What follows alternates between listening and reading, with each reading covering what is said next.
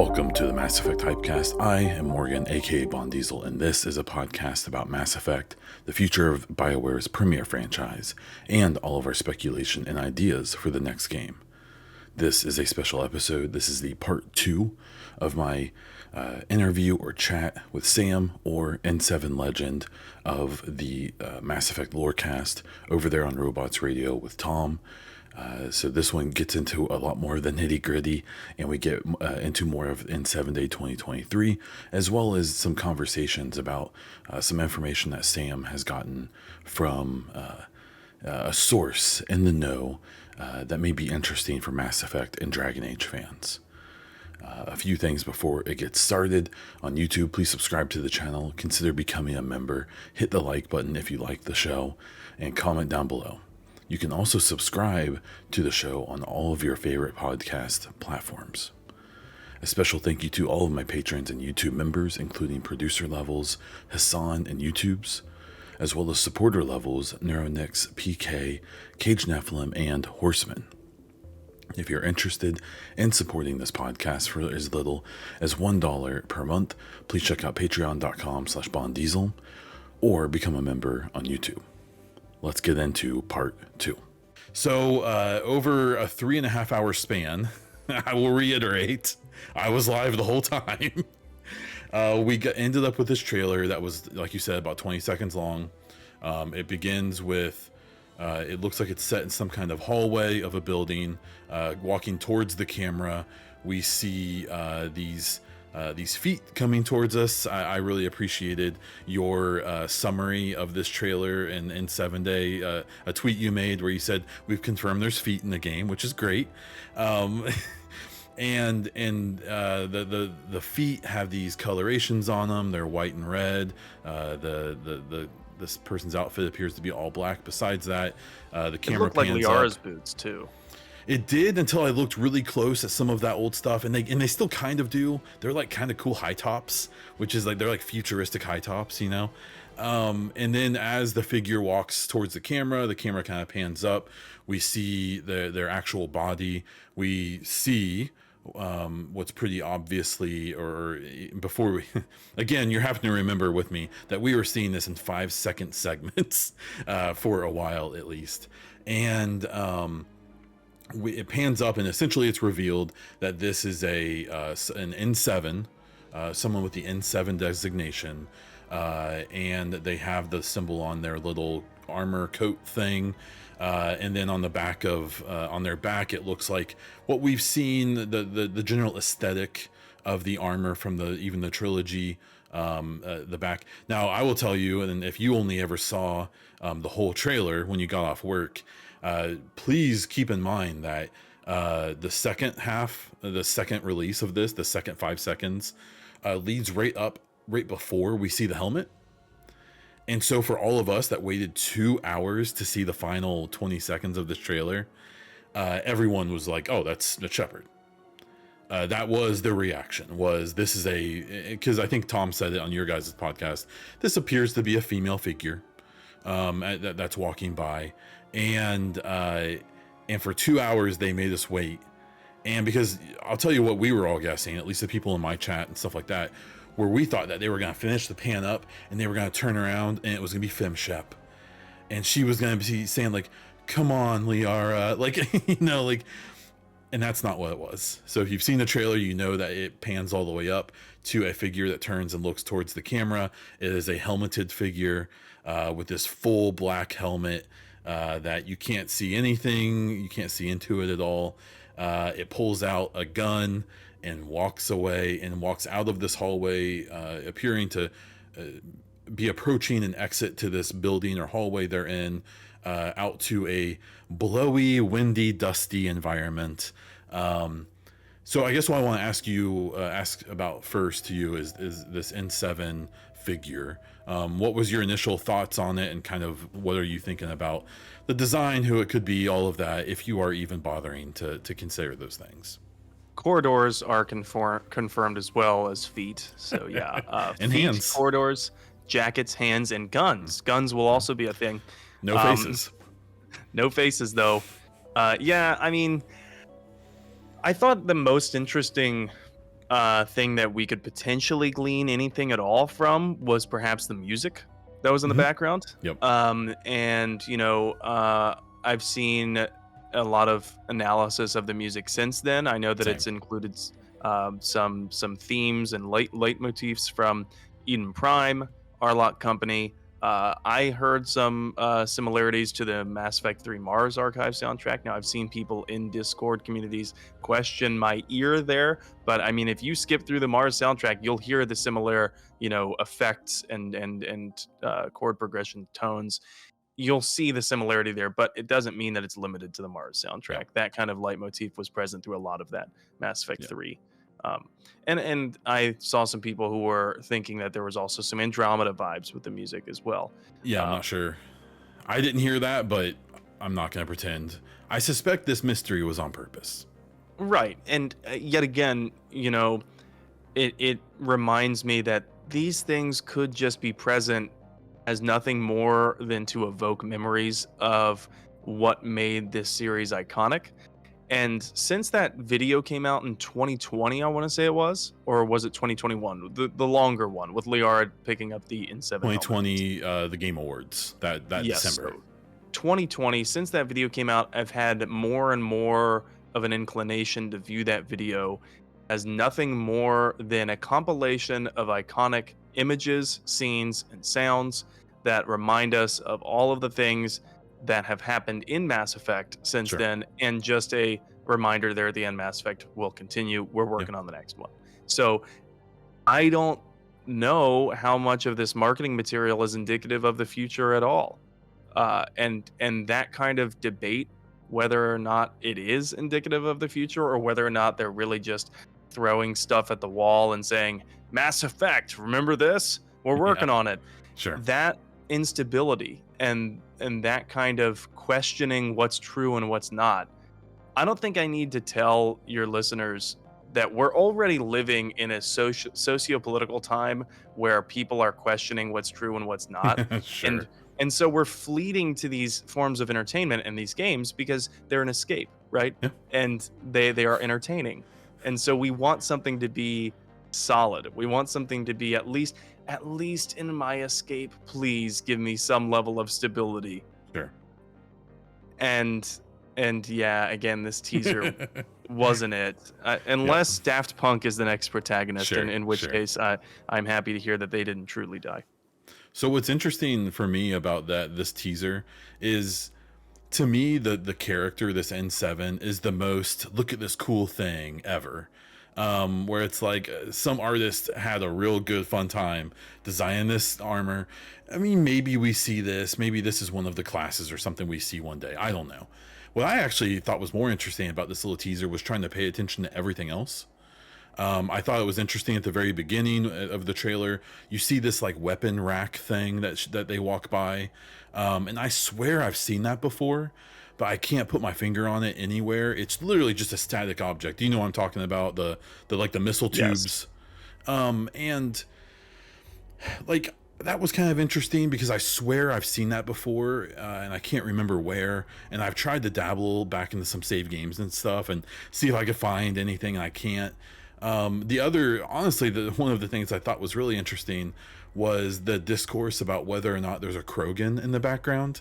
I don't know if you saw any of that discourse in the I saw 3 or some 4 of it. second mark. Yeah. At that point, it feels like we're analyzing Loch Ness monster Yes. images. Yeah. The main thing I actually gleaned from this hallway was I actually thought it was cool paying attention to the windows that the figure is walking by, and that you can pretty clearly see there's structures, I don't want to call them whatever, we have no idea, and sky cars. And so this wasn't some like deserted planet or something. We can assume this is a city or something this person's in.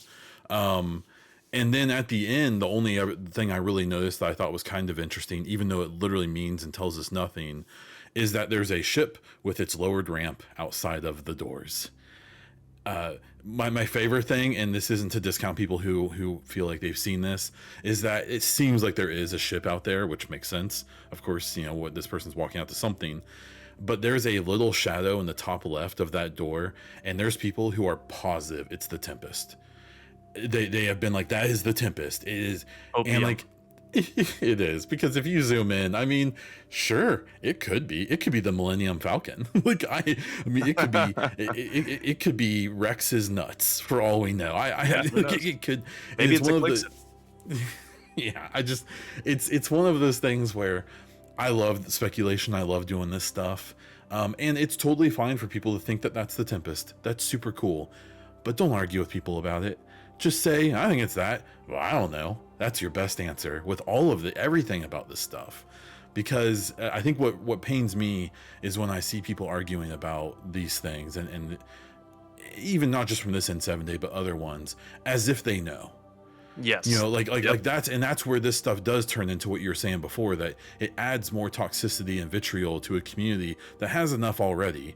That's very finely aged at this point as well. So I don't know.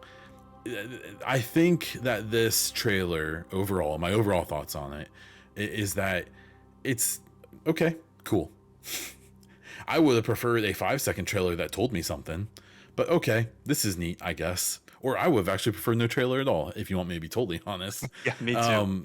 I mean, how do you feel about it in general? I feel like that I would have preferred no trailer at all if this is the trailer we were going to get. You know, if now I'll put a little asterisk on that. If they had changed one thing about the trailer and it was the character removing their helmet and a reveal of who that character was, that would have been boom, mind blowing. But they're not at that stage of development yet where they're ready to reveal something like that, I think. So, yeah.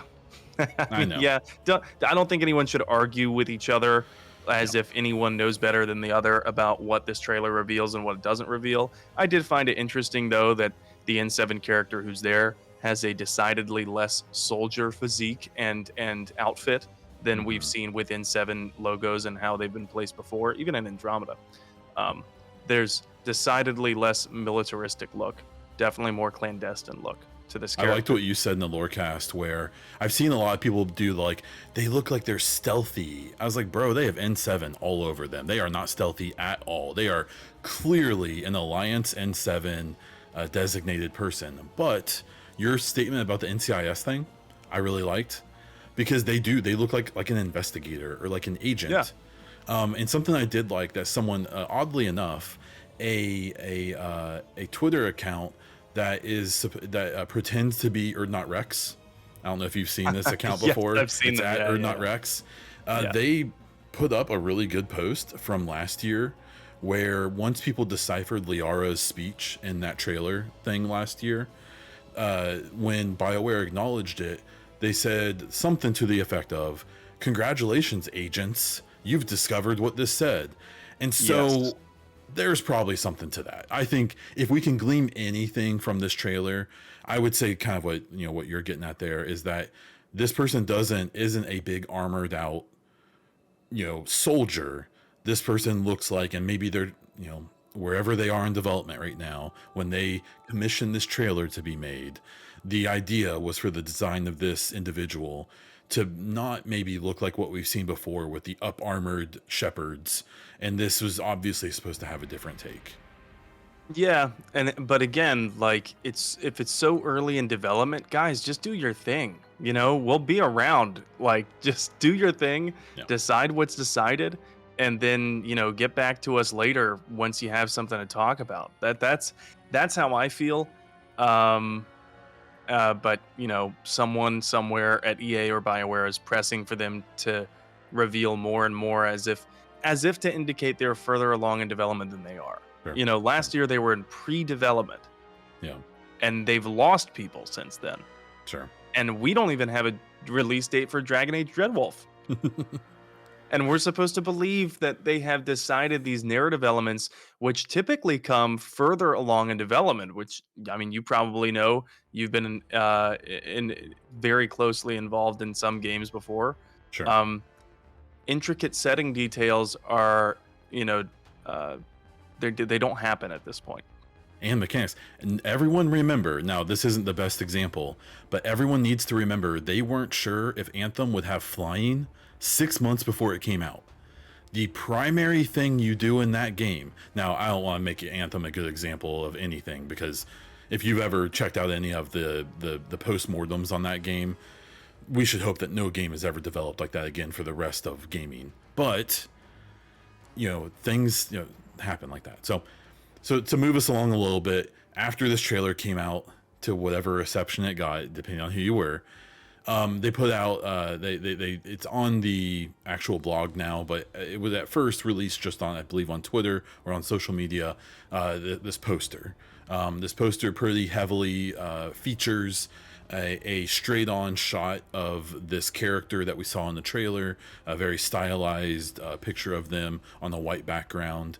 They're enveloped and they're black and red and enveloped in some kind of design, white and blue elements. Down at the bottom it just says Mass Effect. I will say it's the first time we've seen any of this stuff say Mass Effect only. Every other time it said "will continue" on it. So it's the first time we've seen that. I don't think that really means anything. I think it means they don't know what the subtitle is yet. And probably, I don't know, and give me your take on it, maybe the most interesting thing of all of N7 Day being this bar scene that's integrated into the middle of this poster, in the middle of the N7 soldiers figure, where, of course, the first thing everyone did was zoom in. And we see a bunch of stuff. Now, I'm curious to what you guys... this is where I didn't get to check out your Lorecast much. What did you think of this poster in general? And when you first looked at this bar scene, kind of what did you think and what did you notice? Well, while most people were trying to zoom in, I wanted to zoom out a little bit. And so I think it's just telling that for the foreground is this N7 character, right? Who we don't know if they're a protagonist or antagonist, but it would seem to indicate that at least they got a big deal to do in the next game. And a thought just came to me just a few seconds ago that in this poster, yet again, their identity is concealed. And I can't believe I didn't think of it sooner, but what if that's because unlike the previous Mass Effect games, there is no default appearance for the protagonist? What if it's completely customizable and therefore they cannot show you the protagonist's face because it doesn't exist? I think that's something similar to what happened with the Inquisitor, right? In Dragon Age Inquisitions. I never played it. I believe so. But what if there's no default appearance? They cannot market the appearance because the protagonist is fully customizable in any capacity. So what if this is the default protagonist appearance? I don't know. But that being said, when I did look closer, and thank God most people were doing the work for me, but they were looking close and they say, oh, look at this Geth in robes. Oh, and there's an Angara standing next to the Geth. I think that's interesting that they would be at the same bar. Yet again, though, I wonder if it's indicative of anything at all for the next game, right? And I also thought about it after the fact. Why the hell is a Geth at a bar? They don't imbibe. Then why is a Geth at a bar other than to just observe social customs? I guess I don't know. He looks like he doesn't know where to put his hands. That's just kind of my thoughts on it. Yep. So right now, Sam and I can both see the image. I have it pulled up on a shared screen with us. And so we're looking at the image, the poster from N7 Day. So if you're listening along, I invite you to do the same. And I'll at least say the things that I noticed and that I've seen other people point out, and I'll get your takes on it. So the first thing that people pointed out was that this Hanar has jewelry. That's a stylistic choice, I'm sure. An artist just had some fun with that. That's interesting. That there is a Turian with a visor of some sort, which we've only seen in the franchise. 2 Turians wear something like that, being Garrus and was it Vetra, I believe, had one of those as well. I believe so. Yeah. The the stars of the show being in the middle of this whole scene, being an Assassin's Creed-esque Geth is what I saw. Altair Geth, yeah. I will tell you the theories I've seen is that there's people who seem to think that this Geth is guarding the seated individual, that they are a guard or a sentry of some type. That would make sense why they were in a bar. Yeah. Yes. But again, what reason do we have to think that? Yep, no idea. I still think it's hilarious seeing a Geth wearing clothes. Um, it's we see what is probably an Angaran. I will admit that my first reaction was, please don't be an Angaran. Please don't be an Angaran. And the more I've looked, I don't see any other explanation. Which is fine. Whatever. We knew that they were going to combine galaxies at some point. Cool. And that Angaran is speaking to a seated, I assume Asari is what it looks like. As we go left in the picture, what I loved is this chonky Volus. He is a big boy, because in most of the series, I believe the Voluses only ever came up to like human's waist, and they weren't as girthy. No. I will say I initially thought the background there's two Krogan. I thought for sure it was like I thought it was a what was the Shadow Broker? A Yogg? I thought it was a Yogg at first, and then I zoomed in and realized it's two Krogans.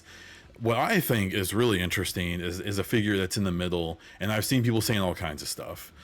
There is one of the dog-legged species standing by the bar, talking to what appears to be a human, and their head is real weird. And most people I saw immediately assume it's like a Solarian or even a Turian. It does kind of look like a Giga Chad Solarian. So, and we know that there are all these subspecies of all these known species. And I believe in the comics, they specifically feature that there's this subspecies of Solarians that are Giga Chads. They are literally these giant monster Solarians. And they're known for being these like big beasts. A more interesting thing is something else that we see a little bit more to the left is another figure that its head shape especially looks odd. And I've seen people, because of of its face, saying that they think this might be a Rowloy.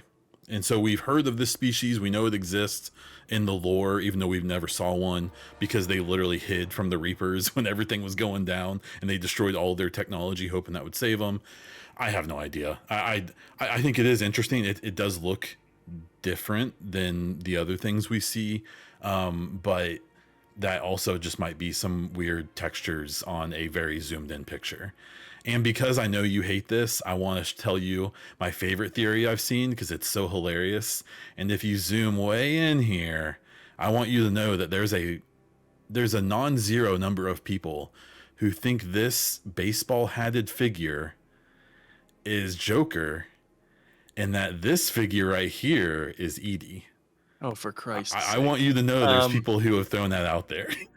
That baseball-hatted figure could also be Anderson, who canonically died. So Now, you say that. The last thing I'll throw out at you that I actually found kind of an interesting thing to at least consider and assume is not true, because I don't think that any of this means anything, is I've seen people throw out the theory that this is, much like you said about the 2020 trailer, is purely referential. This is showing us a bunch of things. Maybe that is Edie and Joker. Maybe, because they were in the franchise. Maybe that is Garrus over there, because he was in the franchise. Maybe that is a Volus, and that is an Angaran who's been in the franchise before. I've seen people propose that they think this entire thing could be just a complete reference, and I think there's actually some reason to believe that. I don't think we'll ever see this bar in the next game. Like, I don't believe this is a location that we'll see in the next game. You know, it'd be absolutely insane, and I bring this up because it appears to be like a portal, right, inside this person's jacket looking into the scene. Yeah. We were talking about how would they possibly approach the fact that there were vastly different endings in Mass Effect 3, and how would they possibly approach the fact that Andromeda is so far away and it would take so much time to get there. We've previously heard from Liara in that voice message, never underestimate the, what was it of humans, the defiance of humans or something like that? Yep. What if somehow, and this is a wild speculation, please no one take it like the gospel, but what if somehow we are dabbling with time travel in the next Mass Effect?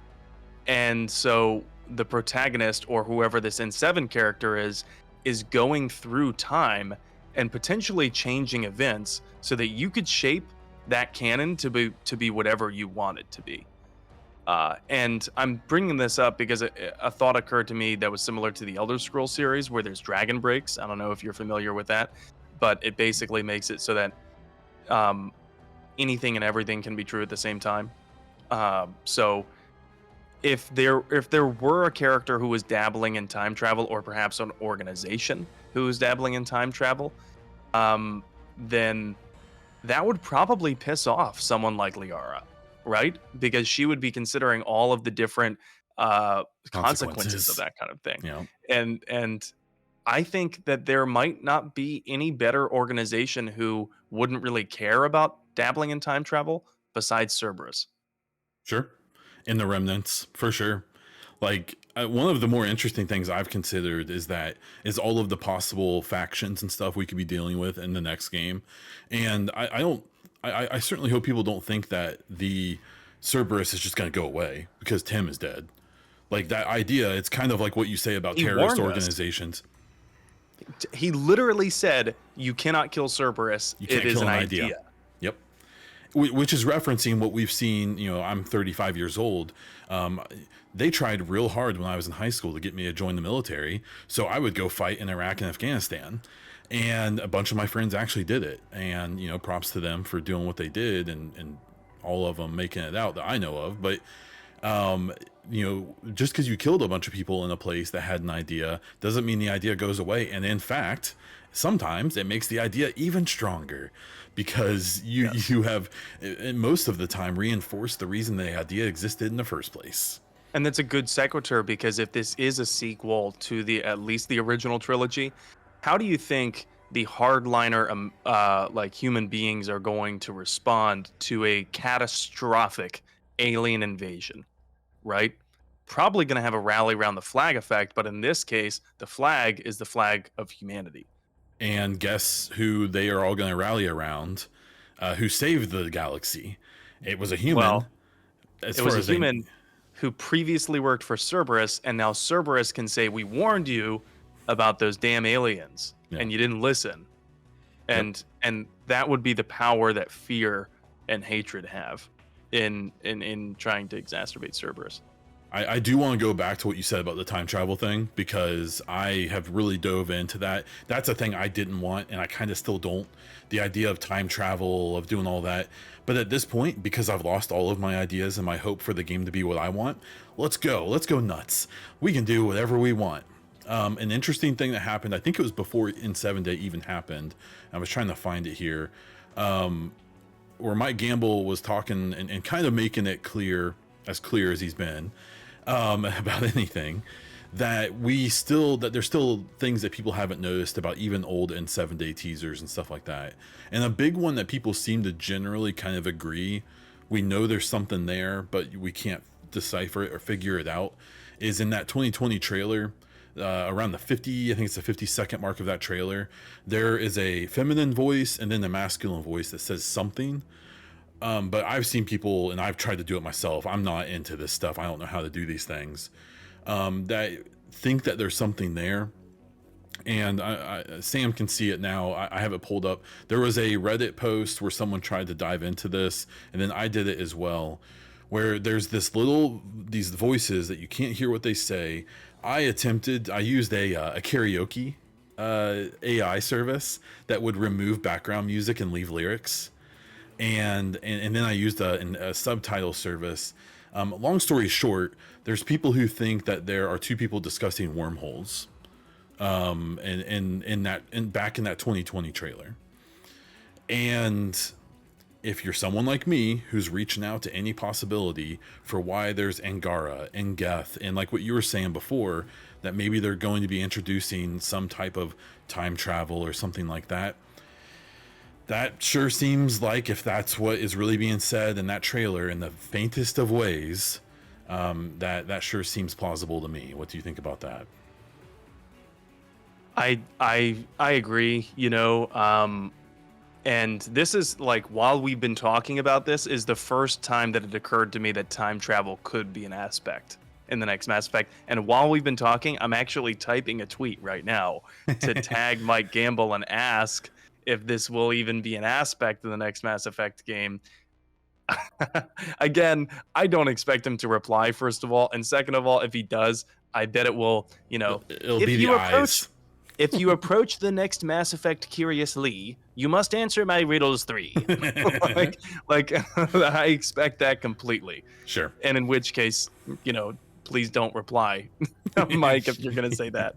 Yeah, yeah, it's one of those things, and as we kind of wrap this thing up, I was so vehemently against the idea of time travel or a clone Shepard or playing as Shepard and Liara's kid or playing like all of those things that people have been throwing out over the years, and I'm still against most of those things. I am, and I don't know if I'm broken or if I'm open-minded or maybe both.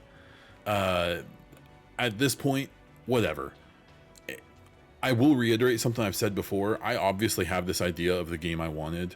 I more than ever don't think that's going to happen, and that's fine. I'm just an idiot. What do I know? The game I think probably wouldn't be successful. But I've said it a lot of times, no matter what they do with this next game, even if it's basically Andromeda 2, I really hope it's not, but even if it is, if they make it with passion and creativity and dedication and heart, and if it's a good game, I'll take almost anything at this point. Wormholes, give them all to me. Like whatever. At this point, I just want a good game and I want it to come out one day. That's literally my requirements at this point. Hell, you know what? Maybe they incorporate that Nixed dark energy storyline into some kind of time alteration. Maybe it's not time travel like I'm going to walk through this time travel machine. What if it's, dark energy is manipulating gravity, which therefore, according to our understanding of theoretical astrophysics, could alter the passage of time. One of the things, and this is just some person saying a thing, that from that little clip from the 2020 trailer, that there's people who think that they're talking about anomaly sensors or something, and then they talk about wormhole. And so there's people who think that like that dark energy thing coming back is I've seen multiple people reference that, and like I said before, sure, go for it. Let's get nutty. let's go crazy with it. Why not at this point? Why not? Like I already said, we've already like couched our speculations with we don't know much, and this is just us having fun. Yep. But you know what? Just no one take it too seriously, I think. Yes. Yep. Unless we're right, in which case take it completely seriously. And give us all the credit. So as we kind of wrap it up here, I do want to talk about Dreadwolf fairly quickly.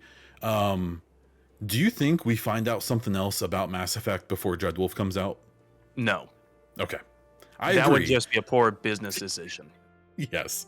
I think in the most recent rumors I've seen from, and specifically from Jeff Grubb, is that they were targeting actually late 2023 for Dreadwolf. That got internally delayed, and we know whatever we know, that at least in EA's public their investor information, that there isn't another AAA release expected in this fiscal year, which their fiscal year ends in April, I believe. And so the thought I've seen, or in Jeff Grubb and others I've seen reporting on supposed rumors about this, is that they're targeting that like spring summertime for Dreadwolf at this point. We know that Mark Dara is back working on it as a contractor or as a consultant. It's been reported that a number, if not a majority, of the people who were working on Mass Effect got moved over to work on Dreadwolf and get it out the door. We've seen people accidentally reveal from EA Motive and from EA Sports that they at one point were working on Dreadwolf as well. It seems like, and maybe this is a positive thing, that they're doing a real all hands on deck for Dreadwolf in EA to get that game out the door. So I'm expecting that sometime, in the middle of next year. And then, SWTOR's gone, and I assume, we would hope that by the end of next year or early 2025, they're actually working on the next Mass Effect. Okay, so let's talk about the timeline. I want to bring up something that I brought up in the recent Mass Effect Lorecast episode. I had mentioned that I have a source who worked on Mass Effect who had told me that, similar to the comments that Jeff Grubb has already put out there, that production really wasn't going to ramp up until after Dragon Age Dreadwolf releases. And that's kind of common sense, I think, at this It's a point. numbers game. Yeah. Right. But as for how long it would take to push out the next Mass Effect, I am kind of questioning that it would be anywhere similar to Dreadwolf, because Dreadwolf is going to, at the end of its, when it releases, it will have dealt with a lot of delays that the next Mass Effect probably didn't have to deal with, like COVID, the pandemic. Hopefully. Um, yeah, hopefully, God, knock on wood. Yeah. But I also think that, it's still going to take several years to put out a AAA game of what I anticipate the next Mass Effect size will be like. And my source is telling me the same thing, that, yeah, it's going to take us several years at least. And so I think that Grubb is probably not far off. Now, I wouldn't be nearly confident as Grubb as to put a number to it, right? Yeah. Because there's so many X factors that can happen between now and when a game that's currently in pre-production releases. But I also mentioned that my source told me there are few, if any, people at all working on the next Mass Effect. Now, this has gotten some pushback, I've noticed, in some Discord communities sharing links to that episode. So I do want to clear some of it up. My source told me there are just a handful, few, if any, people at all. Didn't quantify it, but basically had told me that language that Mass Effect put out previously, saying that they had a small core team working on it, was effectively bullshit. And that being said, that I never asked what it meant to work on, how many people are working on, what does working on actually mean. I didn't ask that, though I should have, because as a developer, working on probably has a different definition than what we as the general public think of. Now, I also should have mentioned in that Lorecast episode that we on the Lorecast could not independently corroborate my source's claims, and that is why I held on to them for so long. Not so long, but I held on to them and I didn't report it, didn't put it out publicly, because I couldn't find a different source who was telling me the same thing or similar things. So I held on to it. And then N7 Day happens, and then Grubb's comments surface, and then there's other articles citing other sources happen. And I put two and two together, and I just think, you know what? It's very unlikely that me and Jeff Grubb have the same source. Yeah. It's also very unlikely that me, Jeff Grubb, and some of the other gaming journalism sites all are sharing the same source. So I felt comfortable after that relaying the message, because previously I didn't want to relay something that was potentially inaccurate. But the goal for me was, I don't want to relay this potentially inaccurate message and demoralize Mass Effect fans in the process, when it could just be mistaken. Like my source could be mistaken, but it's just misinterpreted potentially, or misinterpreted. But I can say that the source that I do have, I verified their identity. I know who they are. Yes, I've met them in person. Oh, cool. And I know, like, I know who they are, who they say they are, and their name is on the credits, right, for Mass Effect. Right. And it wasn't a very small, like, it's not like, this person was a beta tester, right? This person QA helped person develop the game. Sure. I can speak to their identity, or I'm not going to disclose their identity, but I can speak to the fact that they will have known what they're talking about. Sure. So that being said, I don't think the next Mass Effect is coming for a long, long time, which is also why I'm so angry that the marketing team is putting out how it's been going. Sure. Right. Breadcrumbs indicating that they're probably further along in development than they are. Yep. The thing I found interesting, so if you aren't familiar, anyone listening to this, if you're listening to this and you've heard me, I've talked quite a bit about this, but after N7 Day, Jeff Grubb, who is a former GamesBeat journalist, is currently on the Giant Bomb team, which is a pretty old podcast in the gaming sphere. Did some, what he purported as original reporting. He's been kind of weird. So when he said that, he basically said, I have a source who tells me that the next Mass Effect is really far away. And then it's kind of, it's a little cloudy about what after that is still from his source, because then he says something along the lines of, and if you look at the timeline of Dreadwolf, you can think about it, and Mass Effect may not come until 2029 or 2020 or 2030, I believe. It was, I'm paraphrasing a lot, but and what's been interesting about it is he has kind of pulled back, but kind of tripled down, depending on what source you've caught from him. And the first thing I saw from him is he said, so he's talking about Dreadwolf. So if Dreadwolf started development in 2018, is going to release in 24, you're looking at 6-year production cycle. That's beyond pre-production. That's not the extra years that we're currently in for Mass Effect.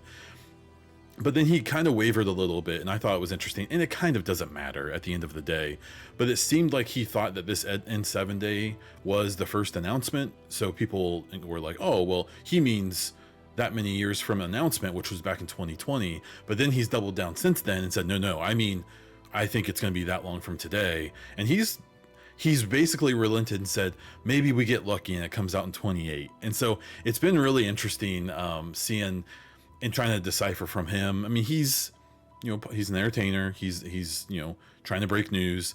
And the thing is, and at least from what I've noticed, I haven't seen any of the multitude of articles. If his goal was to get noticed when he made the statement, he probably didn't realize how much it was going to catch on either. That he definitely got what he wanted if that was his goal, because as far as I've seen so far, and the dozen or so articles I've seen about this, they all reference him. I was really hoping that in the last week, Jason Schreier or someone was going to come out and be like, I've talked to my sources as well, and this is what they said, either corroborating or not with what Grubb said. And so it's been, and you're the only person I've heard say anything, something similar. And like you said, there's a pretty good chance we're not talking about the same people. But then even with what he said, it's kind of what you also mentioned, is that the interpretation or what that actually means to a layman. Like, to me, if a dev is talking to a regular gamer and they're telling them that game isn't coming out soon, I've seen people, Mass Effect fans even, think that that the game's coming out next year or the year after. And so if they're speaking to those people by saying it's really far away, then to people more realistic like you and I, 2026, 2027, to those people is an infinite amount of time away. To me, that's not a best case scenario. Like, yeah, especially just because you think about the length and timeline of development for a game. Like, first of all, I want them to have enough time to put out a polished, great game. Yeah, I want them to. But I also recognize that would be demoralizing for the Mass Effect fan base because it's been so long since there was a major installment. It's been 6 years since Andromeda, right? Sure. So yeah, I think that, like, timeline in terms of soon is relative. Yep. But I also think, like, working on a AAA game 6 to 7 years, that seems kind of standard. It's at least becoming standard.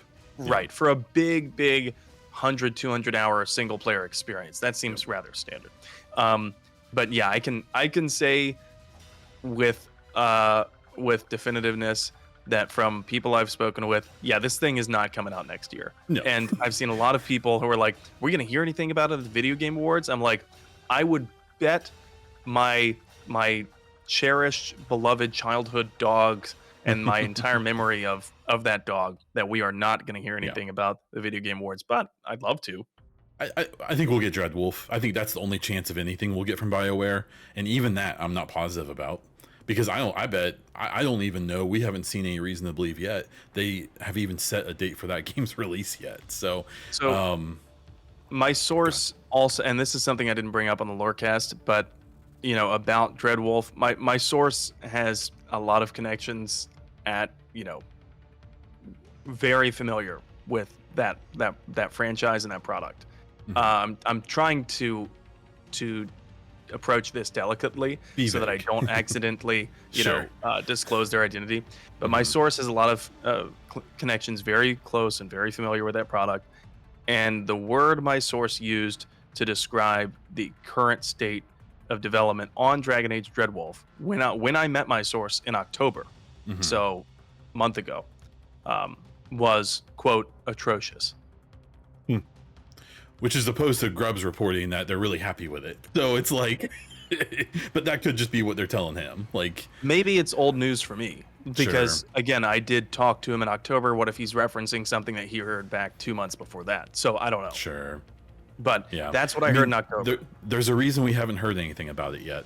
And maybe that's a good or a bad thing, but there's a reason we keep hearing about Mass Effect and we keep not hearing anything about Dreadwolf. So um, we'll have to wait and see what that means. So we have gone for roughly an hour and a half, and I really appreciate your time. And I think I probably am going to get murdered if I spend too much time on here.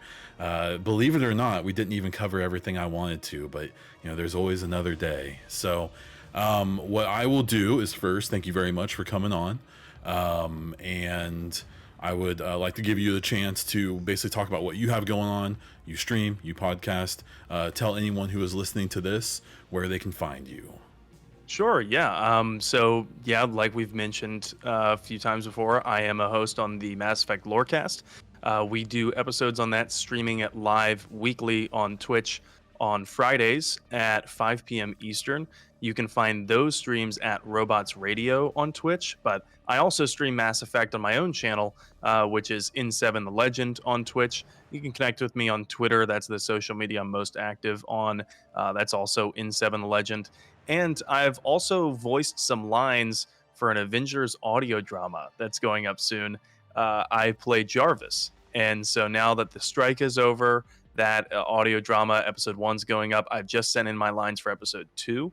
So that one will be going up at some point. And yeah, my first foray into voice acting. It's been pretty fun. That's awesome. I caught that on the Lorecast, and that's very cool. Congratulations on that new opportunity.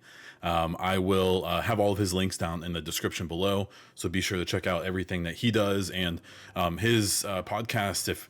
I assume if you're listening to me, you already knew about them, but if you don't, the Mass Effect Lorecast is awesome. It's a lot of fun. They go into some crazy detail about things that you would have never thought twice about in the franchise, and it's always very interesting. Both Sam and Tom are very good at what they do over there. So be sure to check those things out. Sam, I really appreciate you being on once again, and I hope that next year, when we do this again, hopefully, it's either a lot better or a lot worse. Either way. Either way, I'll be happy to come back on and talk with you, Bon. It's always a pleasure. Great. Thank you. That's the show. That's the whole podcast. Thank you so much to Sam for coming on. Please be sure to check out all of his stuff that he's doing, especially the podcast and his Twitch. I really appreciate him coming on. These conversations are fun. I think we're in kind of different places with where we think the game is going in some capacity, but either way, it's a great conversation, and I can't wait to have him on again. Thank you so much for listening. Please interact with the show if you have any desire to, and let me know if you have any feedback or thoughts. You can find me all over the internet as Bon Diesel, including over on Twitch, where I do stream a couple times a month. You can support my content on patreon.com/bondiesel, join as a YouTube member, subscribe over at Twitch, or check out my merch or other links in the Linktree link down in the description. That's all I have. So until next time.